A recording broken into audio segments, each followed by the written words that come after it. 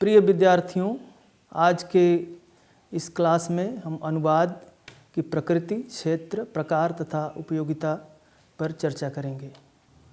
वैसे तो अनुवाद से आप लोग परिचित हैं। सर्वप्रथम हम इस यूनिट में प्रस्तावना पर चर्चा करेंगे। अनुवाद एक कर्म के रूप में बेहद जटिल क्रिया है और एक विधा के रूप में बहुत संश्लिष्ट। यही कारण है कि कोई इसे अनुवाद कला कहता है, तो कोई अनुवाद शिल्प, तो कोई अनुवाद विज्ञान। अनुवाद कर्म के मर्म को समझने के लिए अनुवाद की प्रकृति, क्षेत्र, अनुवाद के प्रकार तथा उसकी उपयोगिता को जानना समझना बहुत जरूरी है। सर्वप्रथम हम चर्चा की शुरुआत अनुवाद की प्रकृति से करेंगे। अनुवाद सिद्धांत एवं व्यवहार पर उपलब्ध पुस्तकों के शीर्षकों को देखने से मन में यह प्रश्न स्वतः उठता है कि आखिर अनुवाद की प्रकृति क्या है। विद्वानों का एक वर्ग इसे कला मानता आया है, तो दूसरा वर्ग इसके विज्ञान की श्रेणी में रखना पसंद करता है। एक वर्ग ऐसा भी है जो अनुवाद को कला या विज्ञान की श्रेणी से अलग शिल्प की कोटि में रखता है। ऐसे में अनुवाद की प्रकृति पर विचार करना जरूरी हो जाता है। अब हम अनुवाद के वैज्ञानिक पक्ष पर विचार करेंगे कि अनुवाद किस तरह से वैज्ञानिक अर्थ को धारण करता है। विज्ञान का साधारण अर्थ होता है विशिष्ट ज्ञान, मगर आज विज्ञान शब्द केवल विशिष्ट ज्ञान तक सीमित न रहकर समूचे वैज्ञानिक व तकनीकी चिंतन अनुशासनों जैसे भौतिकी, रसायन, गणित, जीव विज्ञान, कंप्यूटर आदि को अपने में समाहित कर चुका, जिसमें पूर्ण सार्वभौमिक सत्यता, यूनिवर्सल ट्रुथ विद्यमान होती है। इसे सार्वभौमिक सत्यता इसलिए कहा जाता है क्योंकि यह सामान्यतः स्थान, समय व परिवेश से प्रभावित नहीं होती। इसमें हमेशा 2 + 2 = 4 या H2 + O2 = H2O होता है, परंतु अनुवाद में ऐसी सार्वभौमिकता या सत्यता नहीं होती। अनुवाद को उस अर्थ में विज्ञान नहीं कहा जा सकता जिस अर्थ में भौतिकी, रसायन, गणित, जीव विज्ञान आदि को विज्ञान कहा जाता है। अनुवाद को विज्ञान मानने के पीछे कारण यह है कि अनुवाद की प्रक्रिया में विज्ञान की भांति ही विश्लेषण, तुलना, निरीक्षण, अनुशीलन आदि सोपान होते हैं। अब हम अनुवाद के कला पक्ष पर चर्चा करेंगे। कला एक प्रकार की सर्जना, क्रिएशन है। शायद यही कारण है कि सृजनात्मक साहित्य को कला की श्रेणी में रखा जाता है। जब सृजनात्मक साहित्य का अनुवाद किया जाता है तो वह मात्र शाब्दिक प्रतिस्थापन नहीं होता, बल्कि अनुवादक को मूल लेखक के उस महान जीवन क्षण को फिर से जीना होता है जिससे अभिभूत होकर कवि या रचनाकार ने उस रचना को अंजाम दिया। आगे हम अनुवाद के शिल्प पक्ष पर विचार करेंगे। कई भाषा विज्ञानियों का मानना है कि अनुवाद कार्य एक शिल्प कर्म है। उनका तर्क है कि स्रोत भाषा में व्यक्त संदेश को लक्ष्य भाषा में प्रस्तुत करने में अनुवादक के कौशल, उसके भाषा चातुर्य की अहम भूमिका होती है। न्यूमार्क ने अनुवाद कर्म को शिल्प स्वीकारा है। अनुवाद एक शिल्प है जिसमें एक भाषा में लिखित संदेश को दूसरी भाषा में उसी संदेश को प्रस्तुत करने का प्रयत्न किया जाता है। अनुवाद में कला, विज्ञान, शिल्प तीनों के तत्वों का हम समन्वय देखेंगे। नाइडा द्वारा प्रस्तावित अनुवाद प्रक्रिया में निम्नलिखित 3 सोपानों का उल्लेख है: विश्लेषण, अंतरण और पुनर्गठन।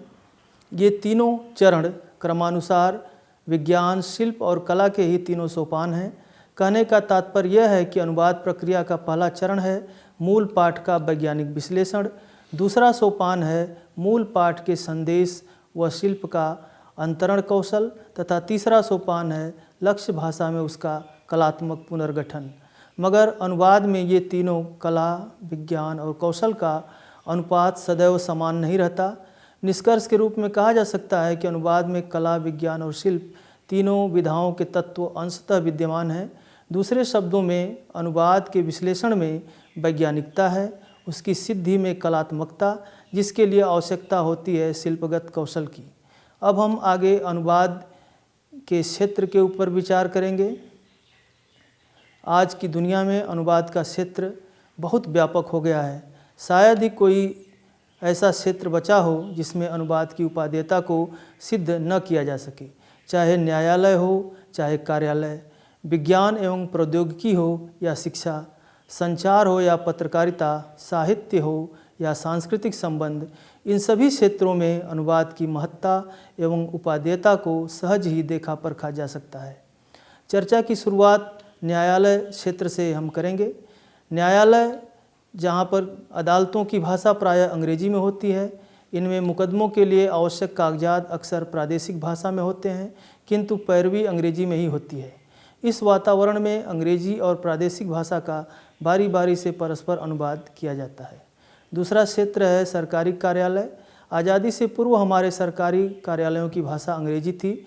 हिंदी को राजभाषा के रूप में मान्यता मिलने के साथ ही सरकारी कार्यालयों के अंग्रेजी दस्तावेजों का हिंदी अनुवाद जरूरी हो गया। इसी के मद्देनज़र सरकारी कार्यालयों में राजभाषा प्रकोष्ठ की स्थापना कर अंग्रेजी दस्तावेजों का अनुवाद तेज़ी से हो रहा है। अगला क्षेत्र है विज्ञान एवं प्रौद्योगिकी। देश विदेश में हो रहे विज्ञान एवं प्रौद्योगिकी के गहन अनुसंधान के क्षेत्र में तो सारा लेखन कार्य उन्हीं की अपनी भाषा में किया जा रहा है। इस अनुसंधान को विश्व पटल पर रखने के लिए अनुवाद ही एकमात्र साधन है। शिक्षा के क्षेत्र में अगर हम विचार करें तो देखते हैं कि भारत जैसे बहुभाषा भाषी देश के शिक्षा क्षेत्र में अनुवाद की भूमिका को नकारा नहीं जा सकता। यह कहना अतिशयोक्ति न होगा कि शिक्षा का क्षेत्र अनुवाद के बिना एक कदम भी आगे नहीं बढ़ सकता। देश की प्रगति के लिए परिचयात्मक साहित्य, ज्ञानात्मक साहित्य एवं वैज्ञानिक साहित्य का अनुवाद बहुत जरूरी है। आगे हम जनसंचार के क्षेत्र में भी अनुवाद के प्रयोग को देख सकते हैं। इसमें मुख्य हैं समाचार पत्र, रेडियो, दूरदर्शन। ये अत्यंत लोकप्रिय हैं और हर भाषा प्रदेश में इनका प्रचार बढ़ रहा है। आकाशवाणी एवं दूरदर्शन में भारत की सभी प्रमुख भाषाओं में समाचार प्रसारित होते हैं। अगला क्षेत्र साहित्य का क्षेत्र है। साहित्य के क्षेत्र में भी अनुवाद वरदान साबित हो चुका है। प्राचीन और आधुनिक साहित्य का परिचय दूर दराज के पाठक अनुवाद के माध्यम से ही पाते हैं। भारतीय साहित्य की परिकल्पना अनुवाद के माध्यम से ही संभव हुई है। विश्व साहित्य का परिचय भी हम अनुवाद के माध्यम से ही पाते हैं। आगे हम देखेंगे अंतर्राष्ट्रीय संबंध। अंतर्राष्ट्रीय संबंध अनुवाद का सबसे महत्वपूर्ण क्षेत्र है। विभिन्न देशों के प्रतिनिधियों का संवाद मौखिक अनुवादक की सहायता से ही होता है। प्रायः सभी देशों में एक दूसरे देशों के राजदूत रहते हैं और उनके कार्यालय भी होते हैं। अगला क्षेत्र संस्कृति का क्षेत्र है। अनुवाद को सांस्कृतिक सेतु कहा गया है। मानव को एक दूसरे के निकट लाने में, मानव जीवन को अधिक सुखी और संपन्न बनाने में अनुवाद की महत्वपूर्ण भूमिका है। आगे हम चर्चा अनुवाद के प्रकार पर करेंगे। अनुवाद की बहुपक्षीयता के अनुरूप अनुवाद के वर्गीकरण के भी अनेक आधार हैं। यही कारण है कि अनुवाद के भेदों पर विद्वानों ने अपने अलग अलग विचार व्यक्त किए हैं।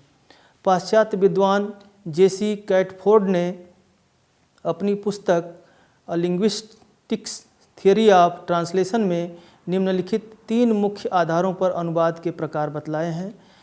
पहला आधार है पाठ विस्तार का आधार, जिसके अंतर्गत पूर्ण अनुवाद और आंशिक अनुवाद की बात कही है।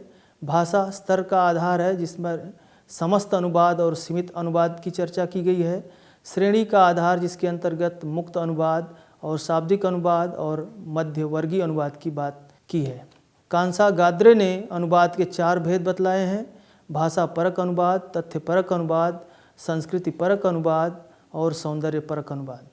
भोलानाथ तिवारी ने अनुवाद के प्रकारों के मुख्यतः 4 आधार माने हैं। पहला है गद्यत्व एवं पद्यत्व के आधार पर, दूसरा साहित्यिक आधार पर, तीसरा विषयगत और चौथा अनुवाद की प्रकृति के आधार पर। डॉक्टर एनी विश्वनाथ अय्यर ने अनुवाद के भेद उपभेदों के 3 मुख्य आधार स्वीकार किए हैं: माध्यम, प्रक्रिया और पाठ। सुरेश कुमार ने अनुवाद प्रकार को 3 शीर्षकों में विभाजित किया है: भाषा केंद्रीयता, भाषा बाह्य और मिश्रित। डॉक्टर रीता रानी पालीवाल ने सीमा स्तर एवं श्रेणी के आधार पर अनुवाद के भेद किए हैं। विद्वानों द्वारा अनुवाद प्रकार निर्धारण हेतु दिए गए आधार और अनुवाद के प्रकारों के वर्गीकरण की भिन्नता से स्पष्ट हो जाता है कि अनुवाद की बहुकोणीय उपादेयता के कारण इसके अनेक भेद और उपभेद किए जाते रहे हैं। फिर भी भोलानाथ तिवारी द्वारा प्रस्तावित अनुवाद के प्रकारों को अधिक तर्कसंगत मानते हुए उनकी चर्चा हम यहाँ पर करेंगे। पहला उनका है गद्यत्व एवं पद्यत्व के आधार पर जो उन्होंने भेद किया है, उसमें पहला गद्यानुवाद है। गद्यानुवाद सामान्यतः गद्य में किए जाने वाले अनुवाद को कहते हैं। किसी भी गद्य रचना का गद्य में ही किया जाने वाला अनुवाद गद्यानुवाद कहलाता है। किंतु कुछ विशेष कृतियों का पद्य से गद्य में भी अनुवाद किया जाता है, जैसे मेघदूतम का हिंदी कवि नागार्जुन द्वारा किया गद्यानुवाद। दूसरा है पद्यानुवाद। पद्य का पद्य में ही किया गया अनुवाद पद्यानुवाद की श्रेणी में आता है। दुनिया भर में विभिन्न भाषाओं में लिखे गए काव्यों एवं महाकाव्यों के अनुवादों की संख्या अत्यंत विशाल है। इलियट के वेस्टलैंड, कालिदास के मेघदूतम एवं कुमार संभवम तथा टैगोर की गीतांजलि का विभिन्न भाषाओं में पद्यानुवाद किया गया है। अगला जो प्रभेद है छंद मुक्तानुवाद। इस प्रकार के अनुवाद में अनुवादक को स्रोत भाषा में व्यवहार किए गए छंदों को अपनाने की बाध्यता नहीं होती। अनुवादक विषय के अनुरूप लक्ष्य भाषा का कोई भी छंद चुन सकता है। साहित्य में ऐसे अनुवाद विपुल संख्या में उपलब्ध हैं। अगला जो उनका वर्गीकरण है साहित्य विधा पर आधारित प्रभेद है, जिसके अंतर्गत काव्यानुवाद, जिसको स्रोत भाषा में लिखे गए काव्य का लक्ष्य भाषा में रूपांतरण काव्यानुवाद कहलाता है। यह आवश्यकतानुसार गद्य, पद्य एवं मुक्त छंद में किया जा सकता है। होमर के महाकाव्य इलियड एवं कालिदास के मेघदूतम एवं ऋतुसंहार इसके उदाहरण हैं। अगला जो प्रकार है नाट्यानुवाद। किसी भी नाट्य कृति का नाटक के रूप में ही अनुवाद करना नाट्यानुवाद कहलाता है। नाटक रंगमंचीय आवश्यकताओं एवं दर्शकों को ध्यान में रखकर लिखा जाता है, अतः इसके अनुवाद के लिए अभ्यास की आवश्यकता होती है। संस्कृत के नाटकों के हिंदी अनुवाद तथा शेक्सपियर के नाटकों के अन्य भाषाओं में किए गए अनुवाद इसके उत्कृष्ट उदाहरण हैं। अगला प्रकार है कथा अनुवाद। कथा अनुवाद के अंतर्गत कहानियों एवं उपन्यासों के रूप में ही अनुवाद किया जाता है। विश्व प्रसिद्ध उपन्यासों एवं कहानियों के अनुवाद काफ़ी प्रचलित एवं लोकप्रिय हैं। मोपासां एवं प्रेमचंद की कहानियों का दुनिया की विभिन्न भाषाओं में अनुवाद हुआ है। रूसी उपन्यास माँ, अंग्रेजी उपन्यास लेडी चैटरली का प्रेमी तथा हिंदी के गोदान, त्यागपत्र तथा नदी के द्वीप के विभिन्न भाषाओं में अनुवाद हुए हैं। अगला वर्गीकरण है विषय आधारित प्रभेद। विभिन्न विषयों पर आधारित अनुवादों की लंबी सूची है। साधारणतः विषयों पर आधारित अनुवादों के निम्नलिखित प्रभेद किए जा सकते हैं। पहला है ललित साहित्यानुवाद। ललित साहित्यानुवाद के अंतर्गत साहित्यिक विधाओं को रखा जाता है। कविता, ललित निबंध, कहानी, डायरी, आत्मकथा, उपन्यास आदि इसकी चर्चा ऊपर की जा चुकी है। अगला जो है धार्मिक और पौराणिक साहित्यानुवाद के अंतर्गत धार्मिक पौराणिक साहित्यानुवाद में विभिन्न धर्मों के मानक धर्म ग्रंथों गीता, श्रीमद् भागवत, कुरान, बाइबिल आदि का अनुवाद किया जाता है। वेद, उपनिषद आदि भी इसके साथ शामिल हैं। अगला प्रकार है वैज्ञानिक एवं तकनीकी सामग्री के अनुवाद का। इस प्रकार के अनुवाद में सूचना, संकल्पना तथा तथ्य महत्वपूर्ण होते हैं। सबसे जरूरी बात यह है कि वैज्ञानिक एवं तकनीकी अनुवाद में अनुवादक विषय का सम्यक जानकार हो और साथ ही प्रशिक्षित भी, तभी वह अनुवाद के साथ न्याय कर पाएगा। अगला प्रकार है विधि का अनुवाद। इसमें एक भाषा की विधि संबंधी अर्थात कानून की सामग्री को दूसरी भाषा में अनुवाद किया जाता है। कानून की किताबें, अदालत के मुकदमे, तत्संबंधी विभिन्न आवेदन पत्र, कानूनी संहिताएं, नियम, अधिनियम, संशोधित अधिनियम आदि कानूनी अनुवाद के प्रमुख हिस्से हैं। अगला प्रकार है प्रशासनिक अनुवाद का। प्रशासनिक अनुवाद का संबंध सरकारी कार्यालयों से होने के कारण इसे कार्यालयी अनुवाद भी कहा जाता है। इस अनुवाद के अंतर्गत प्रशासन के सभी कागजात, सरकारी पत्र, परिपत्र, सूचनाएं, अधिसूचनाएं, प्रेस विज्ञप्तियां आदि आते हैं। अगला प्रकार है मानविकी एवं समाजशास्त्र का अनुवाद। इस तरह का अनुवाद अनुसंधान, सर्वेक्षण, परियोजना एवं शैक्षिक आवश्यकता की दृष्टि से महत्वपूर्ण होता है। अगला प्रकार है संचार माध्यमों की सामग्री का अनुवाद। इस अनुवाद के अंतर्गत मुख्यतः दैनिक समाचार, सभी प्रकार की पत्र पत्रिकाओं, दूरदर्शन तथा आकाशवाणी आदि क्षेत्रों की सामग्री के अनुवाद आते हैं। इन संपर्क माध्यमों में दुनिया के सारे ज्ञान विज्ञान की सामग्री, समाहित होती है। अगला प्रकार है अनुवाद की प्रकृति पर आधारित जो प्रभेद है, जिसके अंतर्गत दो प्रमुख उपभेद माने गए हैं। मूलनिष्ठ अनुवाद कथ्य और शैली दोनों की दृष्टि से मूल का अनुगमन करता है। इस प्रकार के अनुवाद में अनुवादक का प्रयास रहता है कि अनुदित विचार या कृति स्रोत भाषा के विचारों एवं व्यक्ति के निकट रहे। दूसरा है मूलमुक्त अनुवाद। मूलमुक्त अनुवाद को भोलानाथ तिवारी ने मूलाधारित अथवा मूलाधृत अनुवाद भी कहा है। अतः यहाँ मूल से भिन्न का अर्थ है शैलीगत भिन्नता तथा कहावतों एवं उपमानों का देशीकरण करने की अनुवादक की स्वतंत्रता। अनुवाद के कुछ अन्य प्रभेद हैं, जिसके अंतर्गत शब्दानुवाद स्रोत भाषा के शब्द एवं शब्दक्रम को उसी प्रकार लक्ष्य भाषा में रूपांतरित करना शब्दानुवाद कहलाता है। यहाँ अनुवादक का लक्ष्य मूल भाषा के विचारों को रूपांतरित करने से अधिक शब्दों का यथावत अनुवाद करने से होता है। अगला प्रकार है भावानुवाद का। साहित्यिक कृतियों के संदर्भ में भावानुवाद का विशेष महत्व होता है। इस प्रकार के अनुवाद में मूल भाषा के भावों, विचारों एवं संदेशों को लक्ष्य भाषा में रूपांतरित किया जाता है। संस्कृत साहित्य में लिखे गए कुछ ललित निबंधों के हिंदी अनुवाद बहुत ही सफल सिद्ध हुए हैं। अगला प्रकार है छायानुवाद का। अनुवाद सिद्धांत में छाया शब्द का प्रयोग अति प्राचीन है। इसमें मूल पाठ की अर्थ छाया को ग्रहण कर अनुवाद किया जाता है। संस्कृत में लिखे गए भास के नाटक स्वप्नवासव दत्तम एवं कालिदास के नाटक अभिज्ञान शाकुंतलम के हिंदी अनुवाद इसके उत्कृष्ट उदाहरण हैं। अगला प्रकार है सारानुवाद। सारानुवाद का अर्थ होता है किसी भी विस्तृत विचार अथवा सामग्री का संक्षेप में अनुवाद प्रस्तुत करना। सारानुवाद का प्रयोग मुख्यतः द्विभाषीय समाचार पत्रों एवं दूरदर्शन के संवाददाता तथा संसद एवं विधान मंडलों के रिकॉर्डकर्ता करते हैं। अगला प्रकार है व्याख्यानुवाद का। व्याख्यानुवाद को भाष्यानुवाद भी कहते हैं। इस प्रकार के अनुवाद में अनुवादक मूल सामग्री के साथ साथ उसकी व्याख्या भी प्रस्तुत करता है। अगला अनुवाद है आशु अनुवाद। आशु अनुवाद को वार्तानुवाद भी कहते हैं। दो भिन्न भाषाओं, भावों एवं विचारों का तात्कालिक अनुवाद आशु अनुवाद कहलाता है।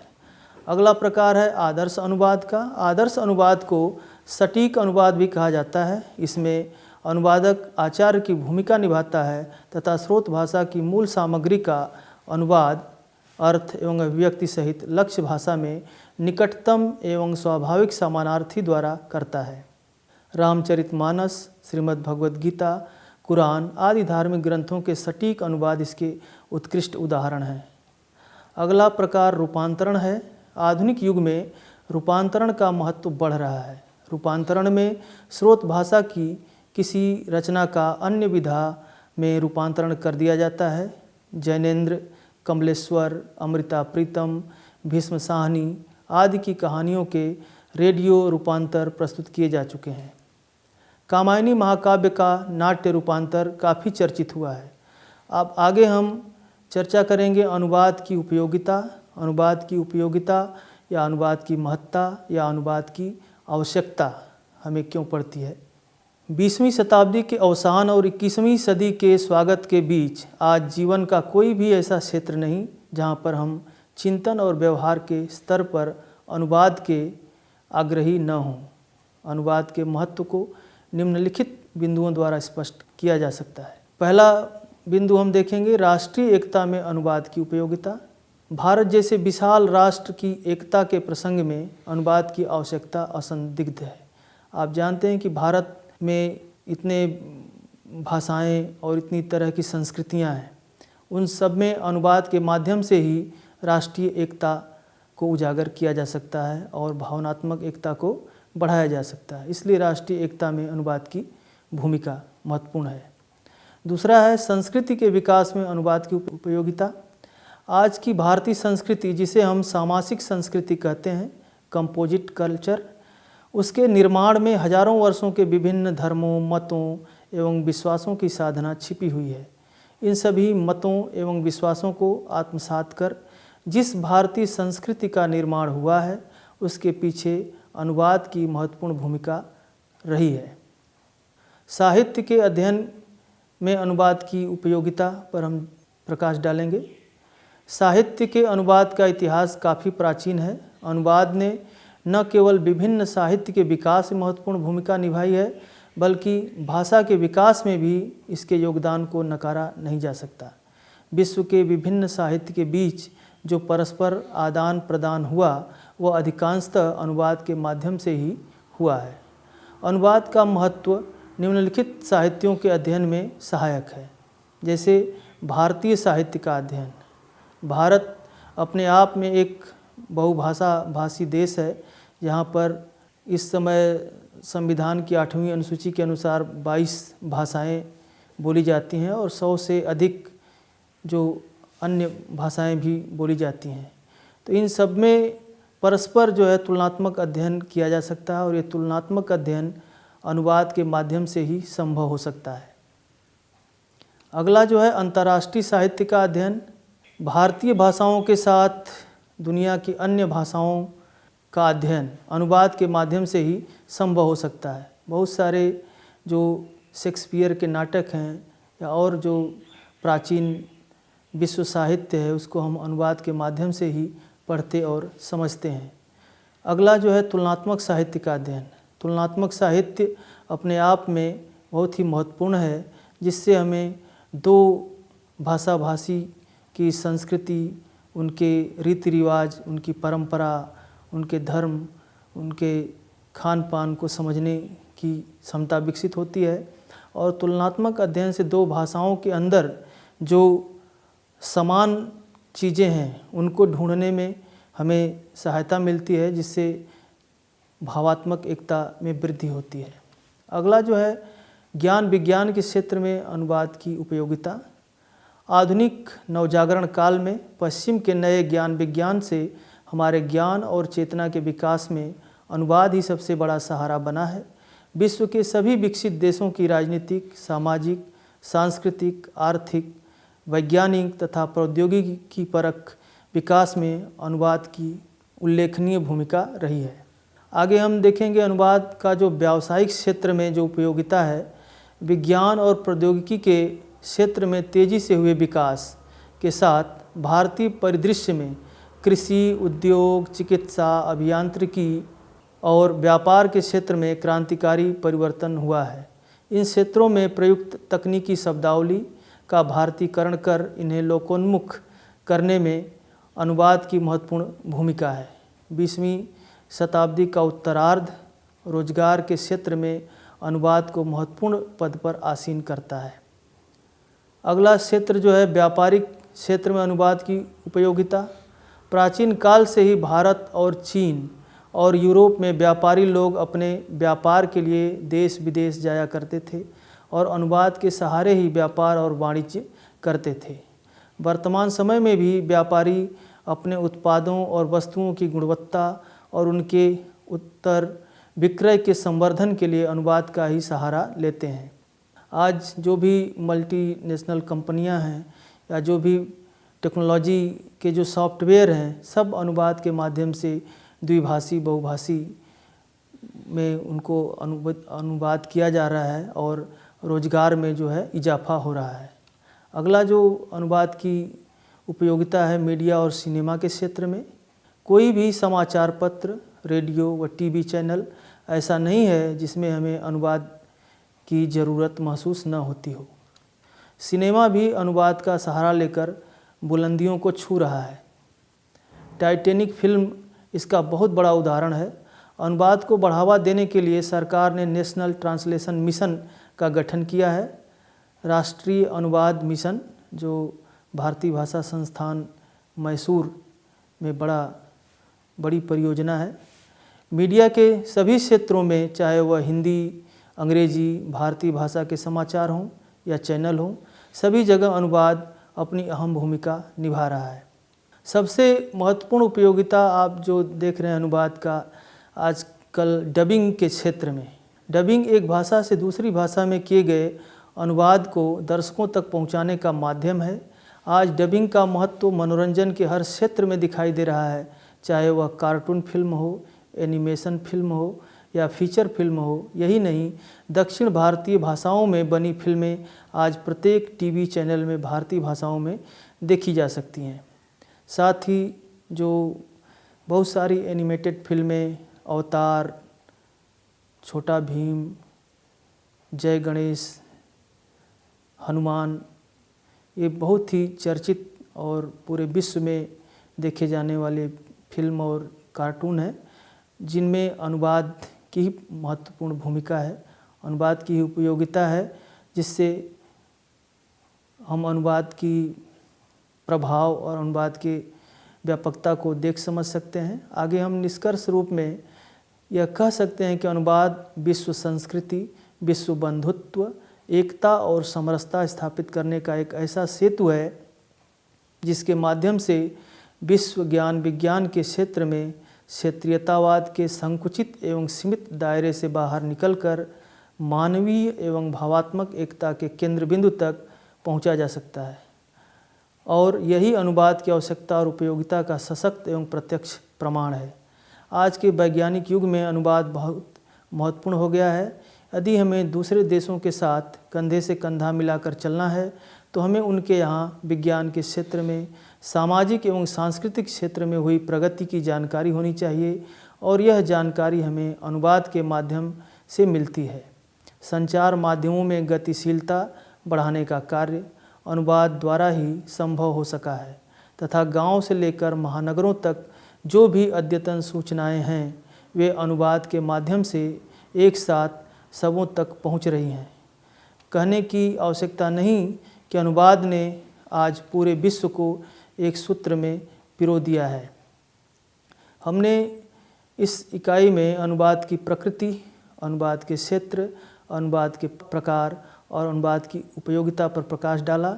अनुवाद के बहुत सारे प्रकार थे, लेकिन आजकल एक जो नया अनुवाद का कार्य चल रहा है वह है मशीनी अनुवाद, जो बिल्कुल नया है और इस क्षेत्र में भी काफ़ी प्रगति का कार्य हुआ है। मशीनी अनुवाद मतलब मशीन के माध्यम से अनुवाद। इसमें आप देख रहे हैं कि बहुत सारे गूगल अनुवाद है। राजभाषा ने भी मंत्रा नाम का अनुवाद का सॉफ्टवेयर विकसित किया है, जो सीडैक पुणे से विकसित हुआ है। इसके अलावा और बहुत सारे अनुवाद के जो आजकल जो सॉफ्टवेयर बनाए गए हैं, जो अनुवाद के क्षेत्र में नया कार्य कर रहे हैं और मशीनी अनुवाद के क्षेत्र में और नए खोज और नया परिष्कार जारी है। तो कुल मिलाकर के हम यह कह सकते हैं कि अनुवाद का क्षेत्र बहुत ही महत्वपूर्ण है और हमें जो है यह व्यावसायिक पाठ्यक्रम है जो सभी विद्यार्थियों के लिए, छात्रों के लिए बहुत ही उपयोगी है। बहुत बहुत धन्यवाद।